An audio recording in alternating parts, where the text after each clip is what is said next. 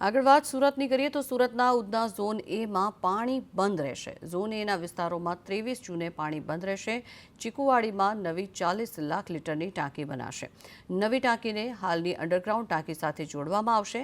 મનપાની કામગીરીને કારણે થઈને પાણી પુરવઠા પર પણ તેની અસર જોવા મળી રહી છે। ત્યારે મહત્વનું છે કે 23 જૂને પાણી બંધ રાખવામાં આવશે। આજે પણ ફેરફાર કરવામાં આવશે। ચીકુવાડીમાં નવી 40 લાખ લીટરની ટાંકીને બનાવવામાં આવશે અને હયાત અંડરગ્રાઉન્ડ ટાંકી સાથે તેને જોડવાનું કામ કરવામાં આવશે।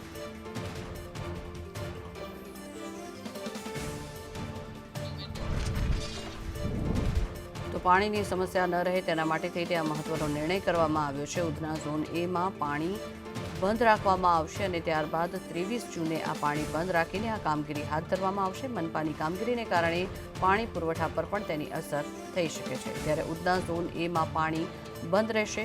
નવી ટાંકી બનાવવામાં આવશે અને અંડરગ્રાઉન્ડ ટાંકી સાથે તેને જોડવામાં આવી શકે છે। વધુ માહિતી મેળવીએ સંવાદદાતા જયેન્દ્ર પાંડે જોડાયા છે આપણી સાથે। જયેન્દ્ર, એક નવી ટાંકી 40 લાખ લીટરની બનાવવામાં આવી રહી છે અને ત્યારબાદ તેને જોડવામાં આવશે। તેનાથી શહેરીજનોને શું ફાયદો થશે, કારણ કે પાણીની સમસ્યા ન રહે તેના માટે?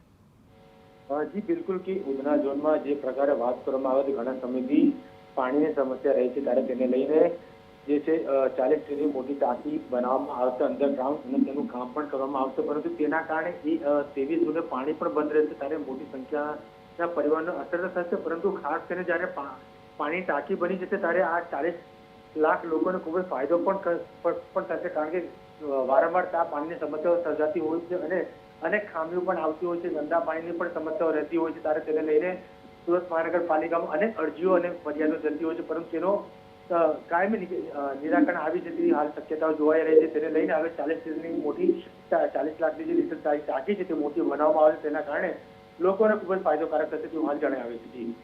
જી, આભાર સમગ્ર માહિતી બદલ।